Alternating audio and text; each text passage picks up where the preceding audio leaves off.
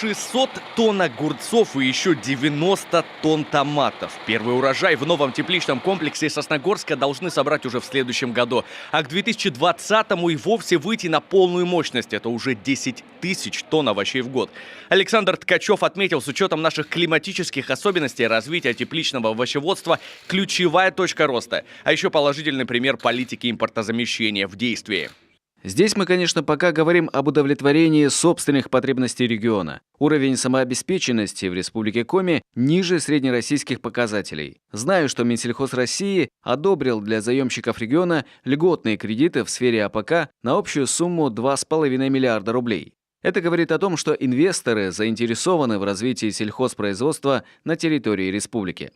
Львиная доля этой самой льготной линии кредитования как раз и пойдет на Сосногорский тепличный комплекс. Общая стоимость проекта больше 3 миллиардов рублей. На начальный этап строительства пошли средства крупного инвестора. Сергей Гапликов еще раз подтвердил, власти готовы создавать в регионе тот самый благоприятный инвестиционный климат. Москва, в свою очередь, готова поддерживать такие активные регионы. Мы, чиновники, должны бегать за инвесторами. Это абсолютно нормально.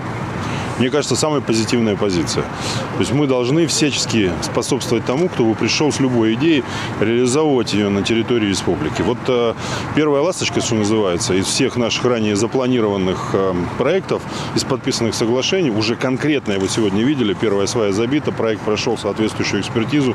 Еще один крупный инвестиционный проект в Коми уже вышел на финишную прямую. Строительство животноводческого комплекса на 1200 голов в Прилузском районе закончат уже в начале следующего года. Дальше аграриев ждет непростой процесс обновления стада. Первых рогатых новоселов уже привезли из Нижнего Новгорода и Венгрии. Есть договоренности и с племенными хозяйствами Беларуси. На юге Коми приезжих буренок ждут новые фермы и самое современное доильное оборудование.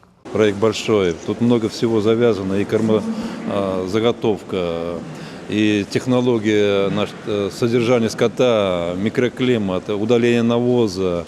Мы хотим продолжить тему по утилизации навоза. Это будет завершенный цикл, пока нигде нет, у нас ни одно хозяйство не занимается с навозом. У нас будет завершенный цикл, будет лагуна, 3 лагуны, мы будем навоз не просто в сыром виде раскидывать по полям, именно уже готовый навоз.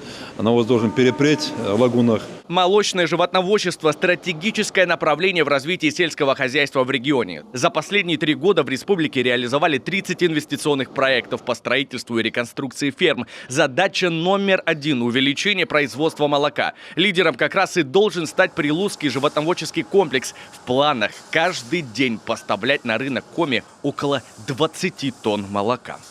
Евгений Ершов, Виктория Палкина, Константин Куратов, телеканал Юрган.